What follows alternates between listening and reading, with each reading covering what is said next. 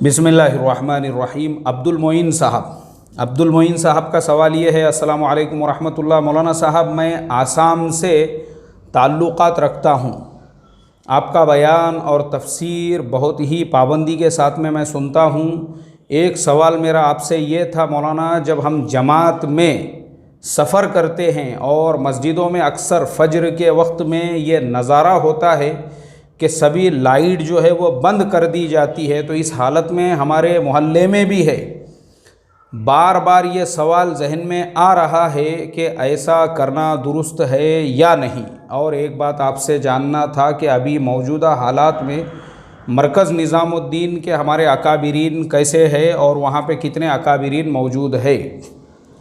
भाई अब्दुल मोइन साहब, सबसे पहली चीज़ तो ये है कि जो आपने नमाज़ों के औक़ात में लाइट बंद करने के बारे में सवाल किया है, इसका इस्लाम से कोई ताल्लुक़ नहीं है। मौलाना खालिद सैफुल्लाह रहमानी साहब ने किताबुल फतावा जिल्द नंबर 2 में इसका जवाब लिखा है कि अगर कोई लाइट भी बंद कर देता है तो उसका नमाज से कोई लेना देना नहीं है, चाहे आप लाइट चालू रखो या बंद रखो।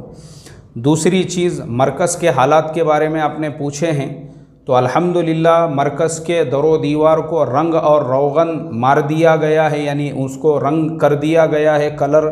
और इंशाअल्लाह जैसे ही ये हालात दुरुस्त होंगे और उसके बाद में जो है जैसे ही सारे मस्जिदों में आम तौर पे नमाज़ पढ़ने की इजाज़त मिलेगी, तो मरकज़ के अंदर भी इंशाअल्लाह उसके फ़ौरन बाद में नमाज शुरू हो जाएगी। और मरकज़ के अंदर भी जो है जो आमाल होते थे वो आमाल भी दोबारा से शुरू होंगे, क्योंकि मैंने इसके ऊपर एक सबक दिया हूँ, वो आप ध्यान से सुनना, जिसमें मैंने ये बताया था कि मुल्क की तक़सीम के वक्त में मरकज़ के हालात कैसे थे। तो अभी जो हालात है ना, उससे कई गुना ज़्यादा बदतर हालात उस वक्त में थे, लेकिन अल्लाह ने मुल्क की तक़सीम के बावजूद जो है मरकज़ को पूरी सेहत के साथ कायम और दायम रखा। ये सिलसिला क़यामत तक चलेगा इंशाअल्लाह।